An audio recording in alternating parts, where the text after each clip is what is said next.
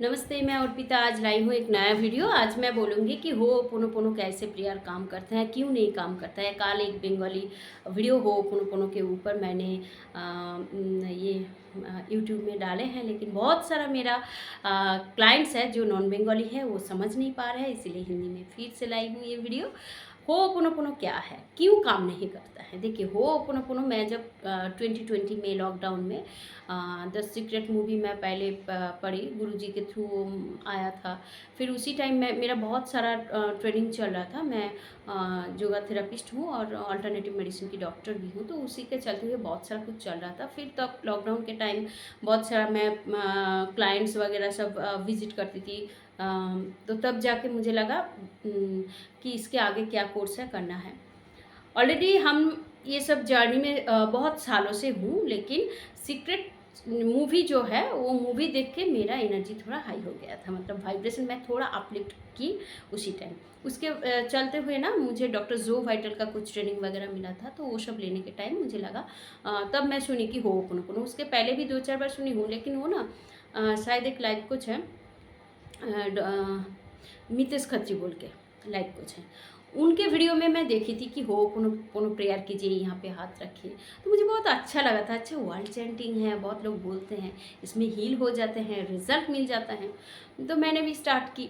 मैंने स्टार्ट करने के बाद ना 2-4 दिन बाद ना, पहले तो 2-4 दिन बहुत रोना आया, अच्छा भी लगा। उसके बाद जो जो मेरा लक्ष्य था वो सब भी उसके ऊपर अप्लाई की, रिजल्ट मिला। लेकिन कुछ दिनों के बाद ना, जब हील हो गई हूँ उसके बाद भी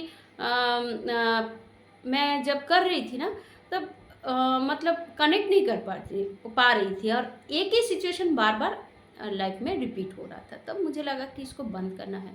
मैं तो बंद कर दी, रीज़न नहीं पता चल रहा था। उसके बाद मेरा जो क्लाइंट है उन लोग को दी।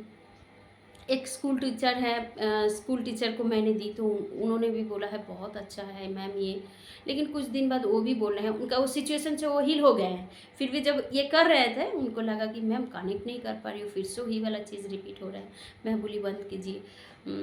फिर एक डॉक्टर नहीं, सॉरी, एक आयुर्वेदा हॉस्पिटल का एक फार्मासिस्ट था।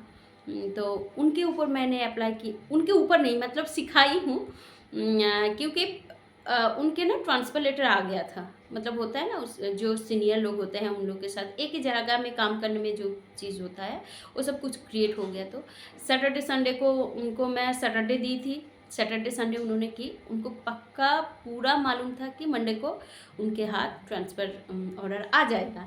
लेकिन वो जाके देखे हैं वही बॉस, उनका पूरा बिहेवियर चेंज हो गया, लेटर भी नहीं आया। उनके बाद उन्होंने 2 साल यहाँ पे और भी काम किए हैं। जो बॉस हैं उनके साथ अभी भी ये 21 के बाद बोल रही हूँ, 2021 या 22 का बात होगा। अभी 2 साल से उनके साथ, उसके बॉस के साथ भी बहुत अच्छा रिजल्ट मतलब रिलेशन है। तो ये होओपोनोपोनो क्यों काम नहीं किया, फिर तो मैं बीच में बंद कर दी। फिर इसके साथ मुझे और भी पढ़ना था, तो तब जाके मैं वो जीरो लिमिट्स जो बुक है पीडीएफ को, उसको पढ़ के, मैं बंगाली मीडियम में पढ़ी हूँ तो इंग्लिश अच्छे से समझने में मुझे थोड़ा टाइम लग जाता है। तो मैं कुछ महीने से वो पढ़ी, उसको फिर खुद के जीवन में फिर से अप्लाई की। वो कैसे, इमेज डाल के की। इस बार मैं इमेज डाल के की, मतलब अपने आप वो ग्रो हो गया। फिर मुझे लगा अच्छा ये पॉइंट है, हम क्या, क्योंकि देखिए विजुअलाइजेशन ना बहुत ज़बरदस्त काम करता है। विजुअलाइजेशन के साथ मैंने क्रिएट किया। उसके पहले मैं बोल देती हूँ, इसका जो फाउंडर है, मतलब कौन लाए हैं, डॉक्टर ह्यूलन बोल के एक डॉक्टर थे। उन्होंने एक हॉस्पिटल में उनका ड्यूटी पड़ा था। उन्होंने जाके देखे, वो जो पेशेंट थे वो सब मेंटल पेशेंट थे, और साथ में इन जनरल बोलूँ तो वो क्रिमिनल भी थे।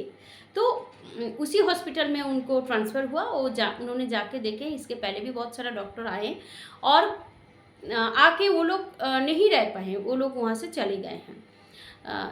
जो जितना मैं समझी हूँ, जितना मैं सुनी हूँ, वही सब वही एक्सपीरियंस शेयर करी हूँ। तो डॉक्टर ह्यूलन वहाँ गए हैं, जाके एक भी पेशेंट के साथ उन्होंने मीट नहीं की, फेस टू फेस बात भी नहीं किए हैं। उन्होंने सिर्फ हुआ क्या, केस हिस्ट्री के ऊपर ना सिर्फ नज़र डाली, जैसे डॉक्टर लोगों को करना पड़ता है कि केस हिस्ट्री क्या है। तो एक एक केस हिस्ट्री को पकड़ के वो पढ़ी। फिर उनके एक धारणा बनी मन में, वो धारणा के साथ साथ उन्होंने ऐसे मन ही मन सोचते रहे कि ऐसा कुछ है क्या जिसके ऊपर करने से ये सब लोग बाहर आ जाएंगे। तो उन्होंने कुछ महीना तक ये 4 शब्द बोले हैं, dear universe, I am sorry, please forgive me, I love you and I thank you. ये 4 शब्द बोल के कुछ महीना बाद पूरा हॉस्पिटल ही बंद हो गया।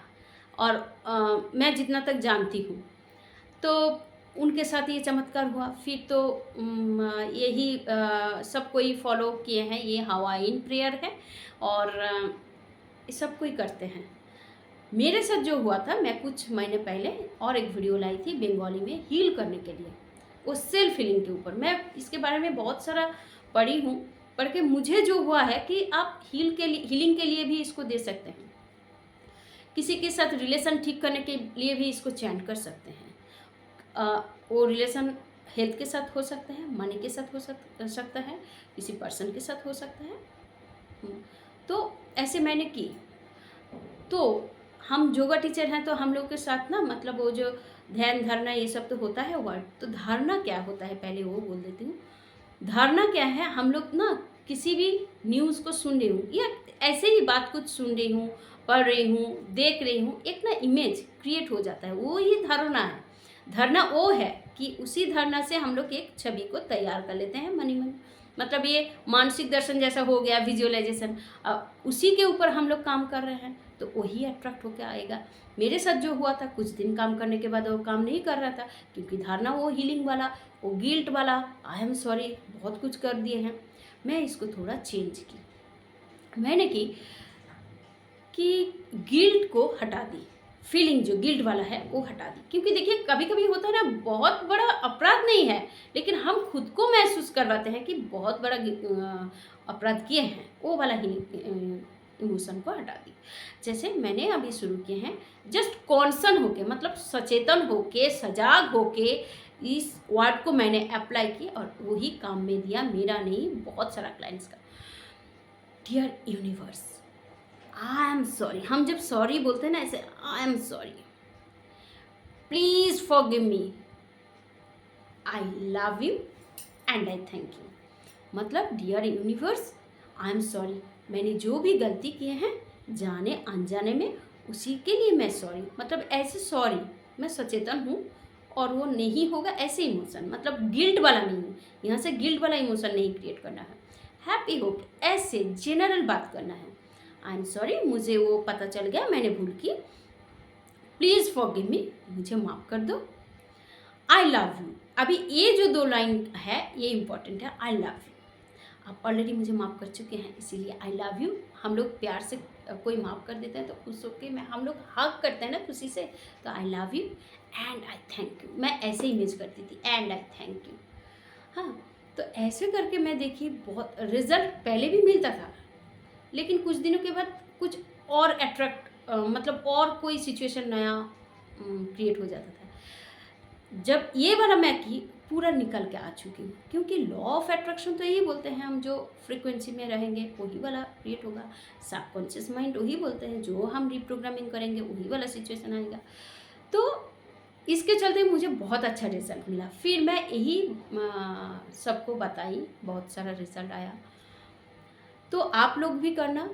डियर, जैसे मैं मनी के लिए बोल रही हूँ, dear money, I am sorry, please forgive me. मुझे तो पता नहीं था कैसे बिहेव करना है, पैसे लेके हम लोग कितना कुछ बोल देते हैं, इसीलिए आई लव यू, मैं बहुत प्यार करती हूँ, and I thank you. In result देखना है, हैप्पी वाला मोमेंट क्रिएट करना है।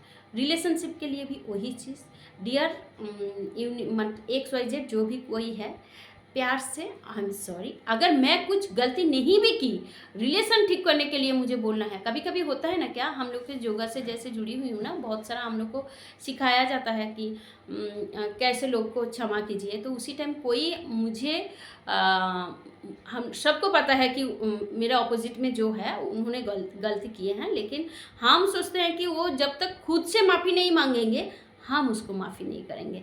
तो ये होपोनोपोनो प्रेयर के साथ मैंने ये वाला अप्लाई की कि मैं इमेज क्रिएट की कि गलती वो मुझे मांग रहा है या मैं उसको सॉरी बोल रही हूँ, मतलब क्षमा वो मुझसे मांग रहा है या मैं उससे कुछ भी नहीं करके भी मैं उसको सॉरी बोल रही हूँ। ये वाला जब, क्योंकि मेरा रिज़ल्ट क्या है, ईगो तो नहीं है मेरा, मुझे रिज़ल्ट चाहिए अच्छा वाला, जो पहले जैसा है, हैप्पी वाला रिज़ल्ट। तो वही रिज़ल्ट को मैं देख के मैं करती थी।